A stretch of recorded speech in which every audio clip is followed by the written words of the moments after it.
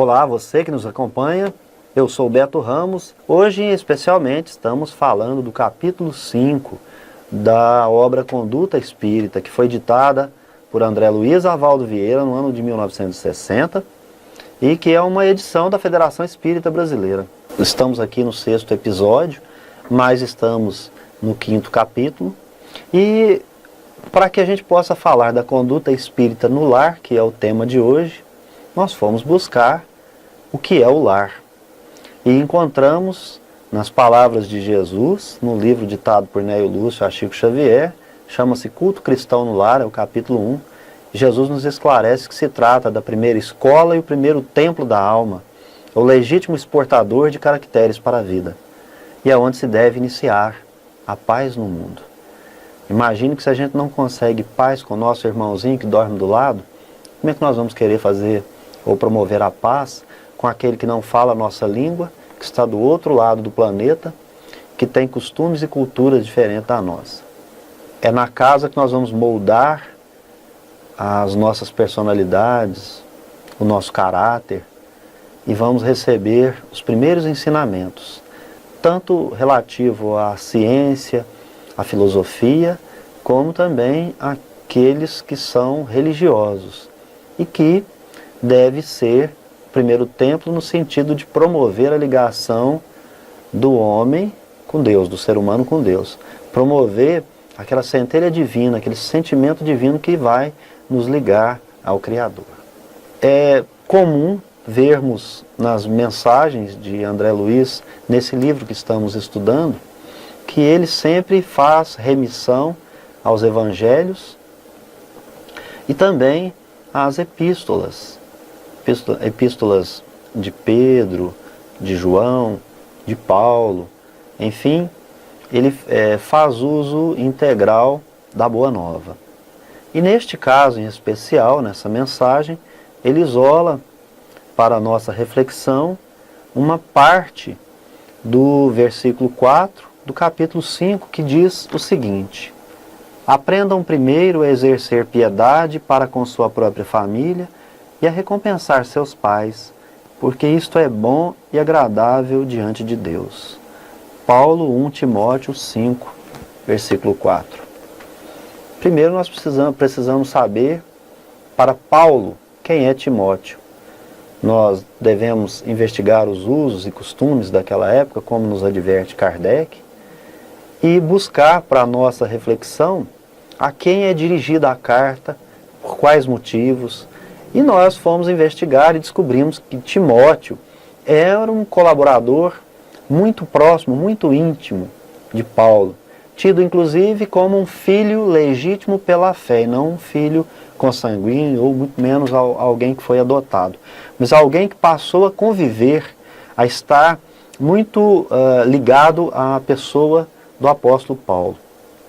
E isso é confirmado em outra epístola, em outra carta, pelo próprio apóstolo Paulo, no capítulo 2, versículo 22 da epístola destinada aos filipenses. Mas qual é o assunto que é tratado nesta carta? Nós vimos aqui que a remissão feita por André Luiz não nos diz muito, mas como ele deixa a pista, né, vamos dizer assim, então nós somos levados a ir lá no texto sagrado e a investigar. No capítulo 5 ele fala das viúvas e diz assim: então Paulo dizendo a Timóteo, seu filho querido, seu filho legítimo pela fé, não trates com dureza um ancião, mas exorta-o como a um pai, os jovens como a irmãos, as anciãs como a mãe, as jovens como irmãs, com toda delicadeza. Socorre viúvas que vivem como viúvas, pois se uma viúva tem filhos ou netos, estes devem aprender primeiro a praticar a piedade familiar e a pagar a seus pais o que lhes devem. Isso é o que agrada a Deus. Então aqui é uma tradução um pouco diferente da que foi utilizada pelo nosso benfeitor espiritual André Luiz, mas na nossa investigação aqui, ele está usando João Ferreira de Almeida, não muda o objetivo, o tema é direcionado principalmente para as viúvas, conforme nós já falamos, e aqui ele está dizendo para Timóteo como Timóteo deve agir em relação às pessoas daquela comunidade. E o tema tratado aqui é lar, e nos reporta sempre a família, nos reporta sempre a comunidade. Então será que tem alguma coisa a ver, pessoas que não são de nosso sangue, que devem ser tratados como irmãos? Será que tem a ver a nossa conduta dentro de casa para exteriorizarmos ela fora? Porque aqui, como nós lemos, ele diz assim, os filhos e netos daquelas viúvas que serão então atendidas como irmãs, socorrê-las, porque na realidade naquela época havia um fundo que provinha de esmola e de doações, onde eles utilizavam esse fundo monetário, fundo financeiro, para o atendimento das necessidades básicas daquelas nossas irmãs e da comunidade em geral. Mas havia um problema. As viúvas que eram atendidas pela comunidade, bem atendidas, eram as hebreias. E havia viúvas helenistas, as quais não eram bem atendidas por essa comunidade ou não eram atendidas. Só que dentro da comunidade haviam discípulos, trabalhadores, que eram gregos. Portanto, eles reclamaram que deveria se atender também às viúvas helenistas. E isso está confirmado para nós no capítulo 6, versículo 1 e seguintes do Atos dos Apóstolos.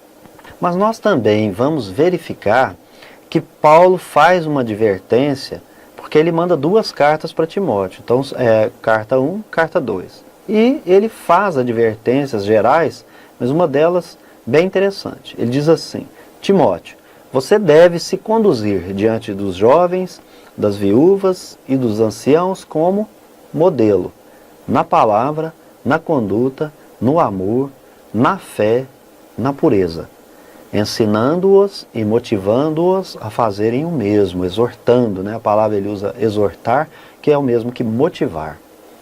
E para nós, o que tem de especial nessa remissão que é feita a uma leitura acerca de um tema? E esse tema é viúvas, quando o nosso benfeitor espiritual está nos dando uma mensagem que nós vamos estudar sobre o lar. Então, antes de mais nada, nós estudamos aqui agora há pouco que é o lar nas palavras de Jesus. Depois nós vimos que é utilizada uma epístola direcionada a um filho legítimo pela fé e não de sangue. É determinado a esse discípulo que trate essas viúvas de modo a exortá-las ao bem, para que com isso elas possam, exercendo a piedade, os seus filhos e netos aprender em casa com elas a piedade. Então uma pessoa de fora da família acolhe a família para que na família exista entre eles o sentimento da piedade, se desenvolva e aqueles filhos e netos então aprendam ali essa piedade. Bom, vamos por parte. Nós, estudando o livro Nosso Lar, vamos ver que antes de André Luiz se tornar, no final da obra, cidadão de nosso lar, ele tem uma possibilidade de visitar a sua antiga família. Ele vai, chega na sua antiga residência humana e se depara com a sua antiga família, tendo à frente um outro esposo, sua viúva, então, contraiu novas núpcias. E ele experimenta um ímpeto materialista. Então André Luiz tem aquele sentimento de que era a casa dele ainda, era o seu lar, a sua família, e volta em seus pensamentos algumas coisas que o remete a como se estivesse ainda vivendo naquele espaço, o que não é verdade. Ele toma consciência disso e ele mesmo diz, recorda a conduta de Jesus e percebe como é que ele deveria agir diante daquele fato. Então ele os toma como família universal, porque antes era família de sangue, agora não tem mais o liame corporal, ele passa então a tê-los como irmãos. Ao dizer que se recorda de Jesus, nós estamos pensando que André Luiz se refere ao estudo dos evangelhos, não que ele estaria se reportando a algum momento em que esteve ante a presença de Jesus durante o seu ministério. Nada que isso não fosse possível, mas imaginamos que ele está tendo a recordação daquele aprendizado evangélico.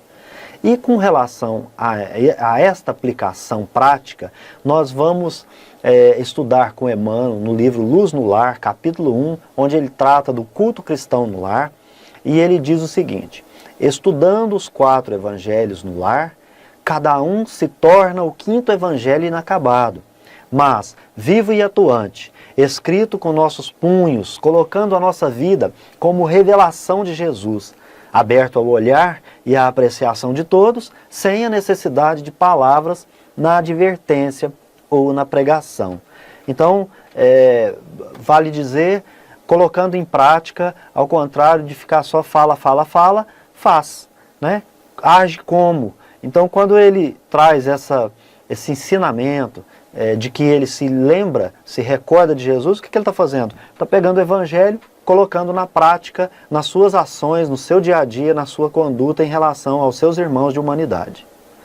E agora, voltando para a epístola, que é citada por André Luiz, nessa mensagem que nós vamos adentrar agora, qual é a atitude que deve ter Timóteo em relação às viúvas? Vamos recordar. Diz Paulo, se uma viúva tem filhos ou netos, esses devem aprender primeiro a praticar a piedade familiar e a pagar a seus pais o que lhe devem. Isto é o que agrada a Deus. Ora, quando nós introduzimos hoje o estudo, falamos que Jesus diz que o lar é a primeira escola e o primeiro templo da alma. Paulo aqui está dizendo que os filhos e netos devem aprender a praticar a piedade familiar. Então eles aprendem primeiro a praticar a piedade familiar. Vamos imaginar uma grade de uma escola onde está tratando de um curso e quais são as disciplinas que nós vamos estudar. Nós estamos pensando que no ensino de Jesus, no ensino de Paulo, o aprendizado da piedade familiar estaria ali no início, né, na primeira disciplina que nós temos que ter, portanto, nessa escola, grande escola que é o nosso lar. E qual que é o objetivo que Paulo tem com essa situação de prática da piedade familiar? Nós estamos pensando que o objetivo paulino é que, a partir do exemplo, filhos e netos vão honrar pai e mãe, em face daquela educação recebida, e vão cuidar uns dos outros como família, que é o que André Luiz fez, como nós já falamos anteriormente.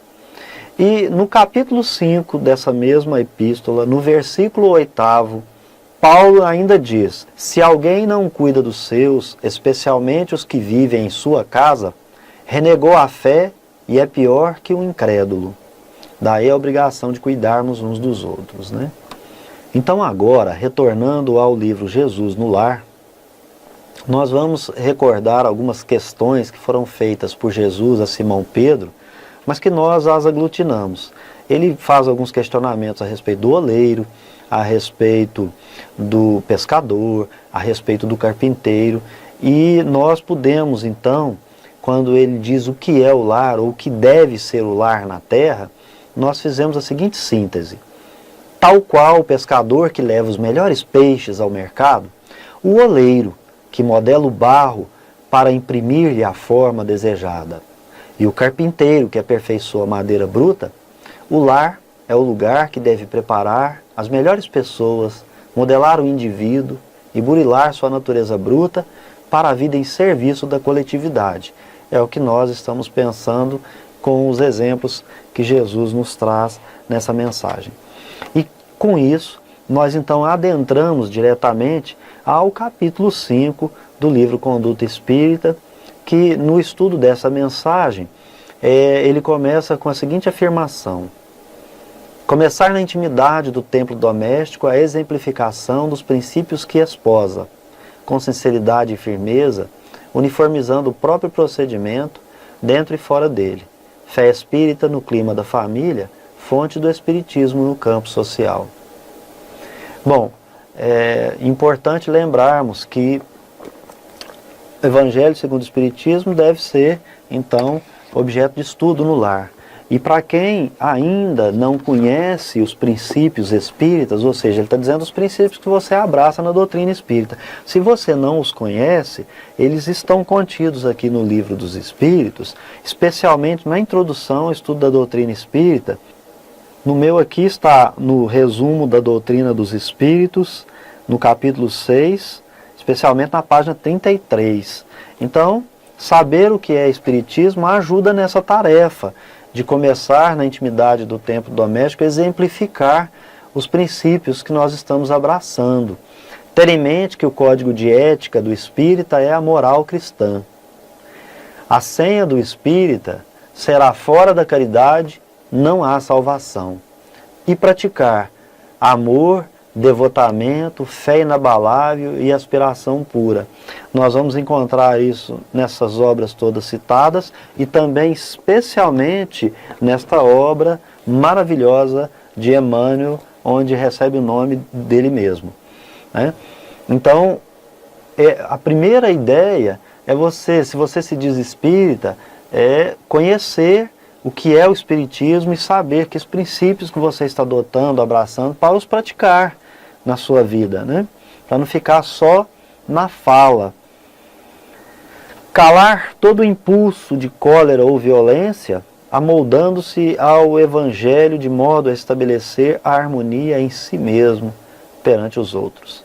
A humildade constrói a vida eterna. Bom, nós fomos lá no Evangelho segundo o Espiritismo e tem um capítulo chamado A Cólera. No meu caso aqui é na página 131, ditada por um espírito protetor. E ele diz assim: em suma, a cólera não exclui certas qualidades do coração, mas impede que se faça muito bem e pode levar a fazer-se muito mal. Isso deve ser suficiente para incitar os esforços para dominá-la. O espírito, aliás, é incitado por outro motivo, de que ela é contrária à caridade e à humildade cristãs. Então, a todo momento, nós somos instados na convivência familiar a despejar toda a nossa ira, toda a nossa cólera e entender que é o outro que deve nos acolher, que deve nos respeitar, que deve estabelecer a harmonia, que tudo depende do outro. Que nós somos os coitadinhos e as vítimas que temos a necessidade da caridade alheia, né? Porque temos o mundo sobre as nossas costas, né? E na realidade o planeta está nas costas, se é que nós podemos dizer dessa forma, de Jesus Cristo. E ele não vem aqui irado, colérico, né? Nem impaciente e nem estabelecendo a desarmonia, né? Pelo contrário, ele vem pregando o bem, o belo, o bom, a caridade, o amor incondicional, a renúncia em face do nosso irmão, e muita humildade, né? Muita humildade. E prosseguindo, André Luiz também diz assim: proporcionar às crianças os fundamentos de uma educação sólida e bem orientada, sem infundir-lhe medos ou fantasias, começando por dar-lhes nomes simples e naturais, evitando a pompa dos nomes famosos, suscetíveis de lhes criar embaraços futuros. O lar é a escola primeira. Que nós poderíamos acrescentar que muita coisa que nós vamos colocando ali em torno das crianças que nos são confiadas, faz com que elas possam ter reminiscências, lembrar de vidas passadas e isso trazer algum prejuízo para a sua encarnação presente. Então, quando a educação é sólida, constituída na base do conhecimento da ciência, da filosofia e também da religião, sem o fundamentalismo, né? Colocando as nossas falibilidades, falando com verdade, não deixando de responder nada, não colocando fantasias. Me recordo que em dado momento da minha vida havia aquela fala assim: cuidado com o homem do saco sujo, cuidado com o bicho papão. e a gente vai lembrar que o nosso irmão de rua trazia um saco nas costas e que em dado momento ele era colocado ali até como uma entidade, coitado. E era, na verdade, apenas um irmão de caminhada, de jornada terrena, que tinha necessidade, portanto passava nas casas pedindo e etc. O bicho-papão nem precisamos mencionar, mas não deixa de ser fantasias. Outras fantasias são colocadas até pelos falsos profetas, né? Falando da existência do demônio, falando da existência de uma força que compete com a força do Criador. Não existe isso, né? Então, começando também por dar nomes simples, é o que ele diz aqui, né? E eu me lembro de alguns nomes de personalidades que nós não vamos mencionar aqui agora, mas que isso causa mesmo o próprio bullying nas escolas, causa problema futuro. Então não tem necessidade. Dar-lhes nomes simples. Né? E nós fomos também no Evangelho segundo o Espiritismo lembrar daquela parte do texto que trata da ingratidão dos filhos e os laços de família, que é ditada por Santo Agostinho. Diz assim o benfeitor: lembrai-vos de que a cada pai e a cada mãe Deus perguntará: que fizeste da criança confiada à vossa guarda? Se permaneceu atrasada por vossa culpa, vosso castigo será o de vê-la entre os espíritos sofredores, quando dependia de vós que fosse feliz. Então vós mesmos, carregados de remorsos, pedirei para reparar a vossa falta. Para que a gente não atrase a nossa encarnação, fazer tudo direitinho, a seu tempo. No anterior a gente evita a cólera, promove a harmonia. Agora nós vamos, como pais, proporcionar uma boa educação, né, com fundamentos.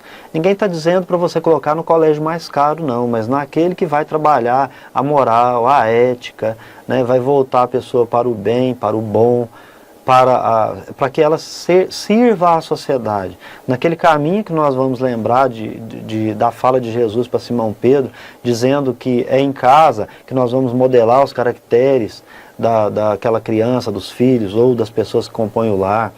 É no lar que nós vamos burilar todas as chagas que nós trazemos para a encarnação, e nós evoluímos no coletivo, né? Sempre no passo do mais lento, porque nós temos os nossos débitos, né? E portanto a nossa evolução precisa considerar essas questões.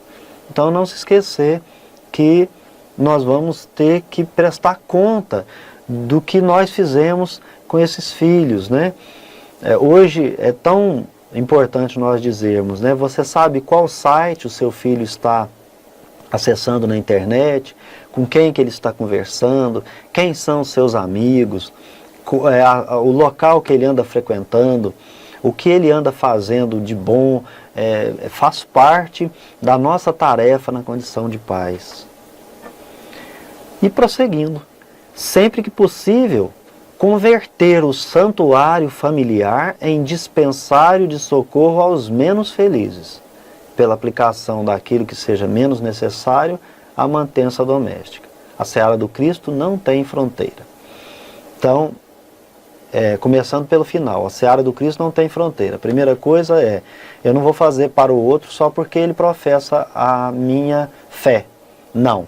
Nós vamos fazer porque ele tem necessidade. Então nós vamos fazer para contemplá-lo segundo as suas necessidades e não segundo as suas crenças. Converter o santuário familiar é porque lá Jesus já nos disse, já nos ensinou. É o primeiro templo da alma. Então, como é um santuário familiar, quando diz assim, dispensário, é você dispensar aquilo que você não está mais usando, ou que você tem 2 e só precisa de 1, aquela quantidade supérflua, né? E também a troca necessária que você deve fazer aí de tempos em tempos do seu guarda-roupa, até para contemplar realmente essas situações que nós estamos falando aqui. Então transformar em dispensário também não seria você transformar a sua casa abraçando todos para levá-la para dentro se você não tem essa condição e nem assumiu essa tarefa, né? Mas que é uma obrigação de todo espírita no lar, faz parte da nossa conduta, e é disso que estamos falando, dispensar socorro àqueles que têm menos que nós, são menos felizes, para que a gente possa então atrair para ele e para aqueles que estão ao seu redor, encarnados e desencarnados, um pouco de felicidade, um pouco de tranquilidade. E assim, às vezes, sem querer, você está reparando débitos de vidas passadas, até com alguns desencarnados que naquele momento estão ali em contato com aquele irmão necessitado. Bom, aí nós fomos procurar lá no Evangelho segundo o Espiritismo, no texto Fora da Caridade não há salvação, que essa mensagem é de Paulo. Ele diz assim: submetei todas as vossas ações ao controle da caridade, e a vossa consciência vos responderá. Não somente ela evitará que faças o mal, mas ainda vos levará a fazer o bem. Porque não basta uma virtude negativa, é necessário uma virtude ativa. Para fazer-se o bem, mister sempre existe a ação da vontade. Para se praticar o mal, basta as mais das vezes a inércia e a negligência. Todo momento em que você faz o bem, você está movimentando a sua encarnação, e a gente sempre diz, encarnação é movimento. Quando você está parado, você não progride, você não evolui. Então faça da sua experiência carnal movimento. Movimenta em ações no bem. Coloca sempre o controle da caridade, todas as suas ações. E não fique inerte. Tipo assim, eu sou uma pessoa tranquila, eu não faço mal para ninguém. Tá, mas qual o bem que você está fazendo? Porque em algum momento, se você não faz o bem, com certeza, ficar inerte é praticar o mal. Então, esse ensinamento de Paulo é extremamente importante para a conduta espírita, né? Na nossa casa, nós vamos transformá-la em dispensário dos menos felizes e também vamos submeter todas as nossas ações ao controle da caridade e nunca ficar parado. Vamos movimentar. Todo ser humano encarnado na Terra tem condição de fazer o bem para alguém, independente de quem quer que seja, independente da religião que professa. E dentro dessa mesma lógica, sempre que possível, né, converter o santuário familiar, ainda tem uma outra mensagem que está lá no Evangelho segundo o Espiritismo, também de Fora da Caridade não há salvação, também de Paulo, que ele vai dizer assim: o verdadeiro espírita e o verdadeiro cristão são uma e a mesma coisa. Porque todos os que praticam a caridade são discípulos de Jesus, qualquer que seja o culto a que pertençam. Então nós vamos encontrar diversos espíritas que o são sem saber, porque estão se comportando como verdadeiros cristãos. E assim, todos, eles e nós, estamos caminhando para sermos discípulos de Jesus, independente da fé que professamos, né? O importante é que nós abracemos a causa e nunca abracemos a casa. E continuando, André Luiz diz assim: se está sozinho com sua fé no recesso do próprio lar, deve o espírito atender fielmente ao testemunho do amor que lhe cabe, lembrando-se que responderá em qualquer tempo pelos princípios que abraça. A ribalta humana situa-nos sempre no papel que devamos desempenhar. Certa vez, indagado, o Chico Xavier, ele disse o seguinte, para alguém que falou para ele assim: Chico, meu marido, ele é muito bom, ele faz isso, faz aquilo, e etc, etc. Mas ele tem um defeito muito grave, ele não é espírita.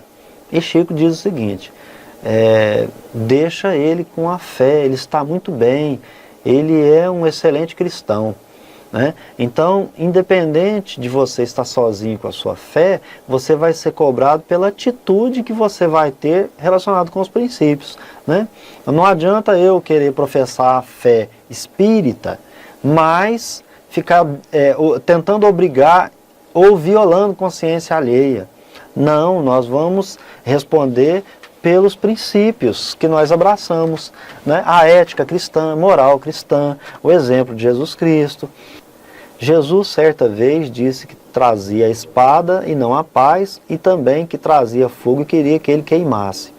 Ora, estar sozinho na fé praticamente é isso, você vai ter algum embate. A questão os nossos princípios determinam que nós tratemos o outro com amor e não façamos a violação de consciência. Ele, se ele não é espírito, pouco nos importa, né? Que ele seja uma pessoa boa em qualquer religião que ele estiver. Religião boa é aquela que te faz melhor, portanto, não interessa qual a fé que ele vai professar. Agora, a nós nos interessa como nós vamos tratar as outras pessoas quando nós estamos sozinhos na nossa própria fé.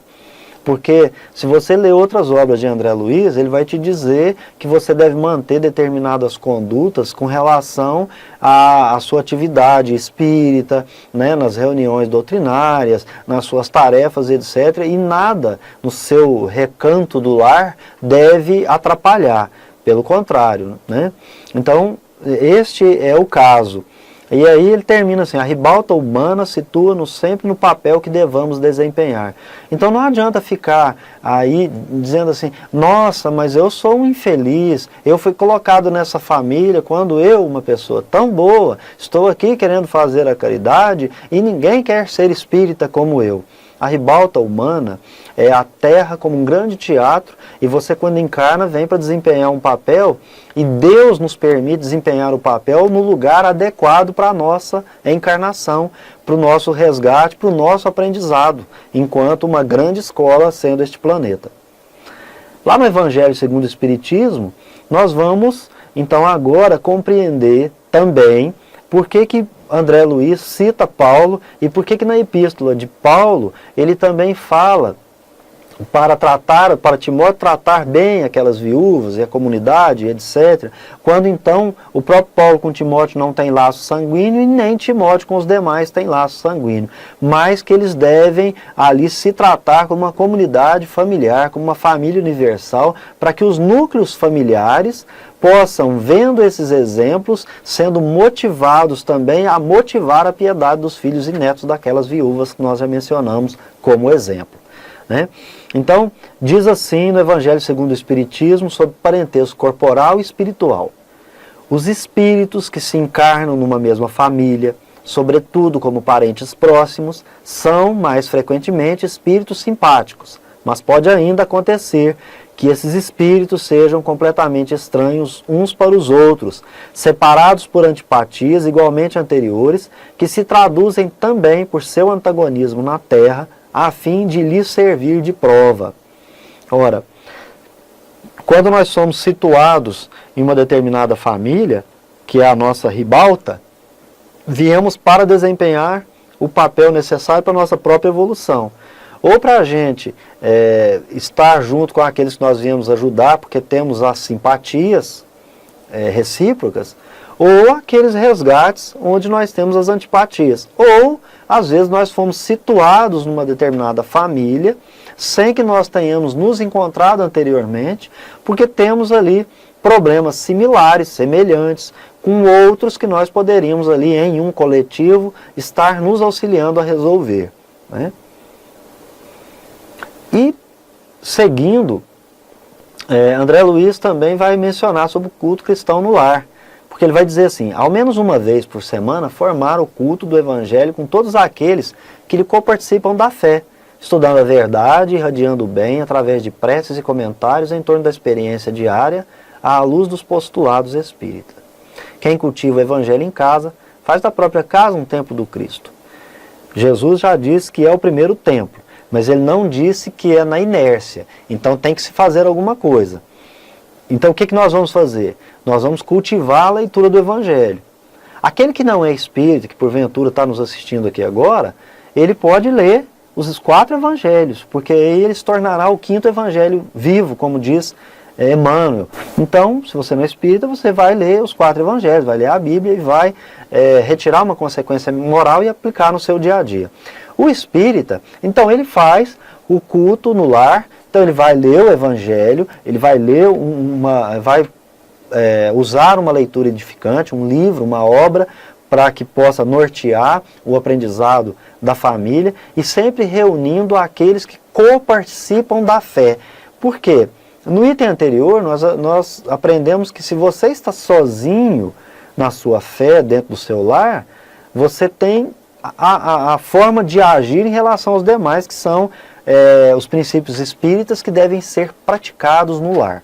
Já quando você tem aqueles que coparticipam da fé, se reúnem em torno ali do Evangelho para fazer o culto no lar. Mas aquele que ainda não está preparado, ele deve ser respeitado, nós não vamos violar a consciência. E quando nós praticamos o culto do Evangelho no lar, está aqui nessa mensagem que nós tornamos o nosso lar como um ponto de luz no planeta, né? Para que nós façamos a irradiação de luz para vencer a massa deletéria que os nossos próprios pensamentos vai criando, né? O meu pensamento negativo, ele vai para a psicosfera e ali ele vai criando essa massa negativa que prejudica a nós mesmos, né? Quando a gente passar a ter só pensamento positivo, pensamento no bem, bons pensamentos, vamos emanar, irradiar só energias positivas. Então, quando você cultiva o Evangelho no lar, é isso que você está fazendo, emanando bons pensamentos. Aqui nós lembramos o livro Luz no Lar, no capítulo 1, Culto Cristão no Lar. Emmanuel diz o seguinte: o culto cristão no lar não é inovação, é necessidade. Somente depois da experiência evangélica no lar, o coração está realmente habilitado para distribuir o pão divino na Boa Nova junto da multidão. Mais uma vez, lembrando Jesus Cristo no livro Jesus no Lar, ditado por Neio Lúcio, onde ele diz o seguinte: o lar é o primeiro templo da alma. Mas como é que ele vai ser o templo se ali eu não vou me habilitar a estudar o Evangelho, me habilitar a distribuir para os meus irmãos que estão ali encarnados comigo tudo que eu aprendo como princípio? Então, praticar, fazer uma prece para os encarnados, prece para os desencarnados, você também fazer uma prece para as pessoas, para os irmãos da rua, para aqueles que estão nas penitenciárias, para quem está nos hospitais. Portanto, sempre lembrando que nós temos vários meios de praticar o culto cristão no lar, em que nós vamos estar estabelecendo uma positividade, pensamentos que vão irradiar pontos de luz e vão permitir os bons espíritos virem atuar ao nosso redor e também no planeta, facilitando o seu contato com o planeta, né? Porque nós estudamos nas próprias obras de André Luiz, quando ele conta a história do mundo espiritual, nós temos uma massa psíquica muito densa, né? Com um mau cheiro, enfim, com uma série de situações que atrai espíritos que ainda não estão evoluídos, né? Diz André Luiz também para se evitar luxo supérfluo nos aposentos. Então lá atrás ele falou para tornar um dispensário, e agora também falou para tornar-se um lugar simples também. Objetos e costumes, imprimindo em tudo características de naturalidade, desde os hábitos mais simples até os pormenores arquitetônicos da própria moradia. Não há verdadeiro clima espírita cristão sem a presença da simplicidade conosco. Então aqui nós fizemos alguns apontamentos. Praticar o desapego a bens materiais e a própria ostentação. Simplicidade atrai o bem e atrai a alegria. E o luxo atrai a inveja e a cobiça. O luxo provoca cólera, avareza, vaidade e egoísmo. Então a gente só quer lembrar o seguinte: quando o André Luiz está falando para você evitar o supérfluo nos aposentos, na sua casa, na forma de construí-la, né? Porque se você provocar uma suntuosidade extrema, ali não vai ter clima cristão, clima espírita cristão. Nós estamos dizendo para você ir morar numa oca e nem se esquecer da higiene própria ou da boa alimentação. Simplicidade é naturalidade, apenas e tão somente isso. E com isso nós chegamos ao final do nosso estudo de hoje, falando sobre o capítulo 5 do livro Conduta Espírita, que foi ditado ao médium Valdo Vieira pelo Espírito André Luiz. Esperamos que você tenha gostado, que você deixe suas críticas, suas sugestões, sua opinião, fale o que você está achando do canal, pode sugerir que nós vamos acatar com certeza. Pedimos a você também que compartilhe os nossos vídeos, que indique o canal, que nos auxilie a crescer cada vez mais. Queremos agradecer a sua caridade de ter feito com que a nossa audiência ficasse em dobro, né? Então pedimos aí a você também que continue nessa empreitada conosco para a gente semear a paz e o bem na terra. Pedindo a você que clique naquele sininho para que você possa receber efetivamente as publicações dos nossos vídeos ou de tudo que colocarmos aqui. Temos muita coisa que nós queremos trabalhar e nós contamos com você e com a sua audiência. Quero pedir desculpa pelos nossos erros e pelas nossas falhas, mas quero pedir a Deus e a Jesus para que possa abençoar você e sua família, que você esteja conosco nos próximos programas, nos próximos episódios, e que você possa fazer desse canal uma extensão dos seus estudos, do seu centro espírita, da sua casa espírita, enfim, que nós possamos aqui juntos construir um planeta muito melhor. Canal Revelare, religiosidade e espiritualidade. Fiquem com Deus, um abraço, um beijo no seu coração.